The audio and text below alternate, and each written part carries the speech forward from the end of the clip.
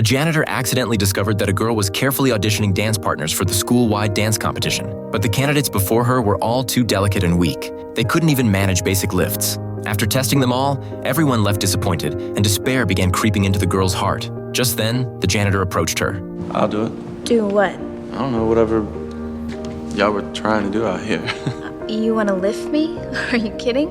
Does it look like I'm kidding? The girl responded with disdain, convinced this was just his excuse to avoid cleaning windows. The janitor didn't argue. He simply turned and walked away. But as the girl watched his retreating figure, hesitation stirred within her. After much deliberation, Emma decided to give it a shot. Catch me.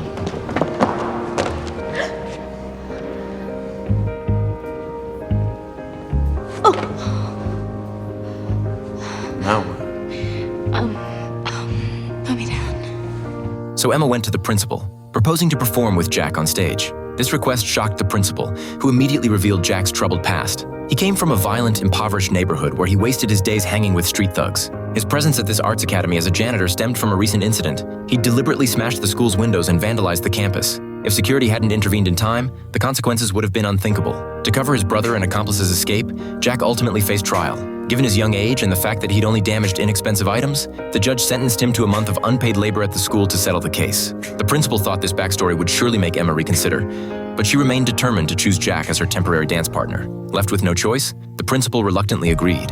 And so, Jack became Emma's partner. This chance encounter would become the romantic turning point that changed both their lives forever. However, their first rehearsal was riddled with conflict. Jack didn't own tight yoga pants, so he showed up in baggy hip-hop gear. When Emma patiently demonstrated the dance moves, he looked half asleep and sluggish. Used to freestyle street dancing, Jack couldn't grasp such elegant movements. He could only try his hardest to mimic Emma's every step.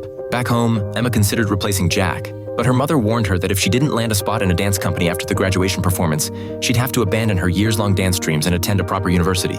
Emma knew the graduation show was her only chance to prove herself, so she had no choice but to pin her hopes on Jack. But coming from such different worlds, their perspectives clashed dramatically. They constantly argued during rehearsals. The ballet moves Emma designed through sleepless nights were often criticized by Jack as too boring, so he'd always incorporate street dance elements into their practice. As time passed, perhaps Jack sensed Emma's dedication to dance. After countless rehearsals, Jack's movements gradually became elegant and fluid, and his coordination with Emma grew increasingly seamless. Though he'd still occasionally goof around and make mistakes, the displeasure on Emma's face had quietly transformed into delight. However, just as everything was falling into place, Jack slipped back into the hazy street life of his neighborhood.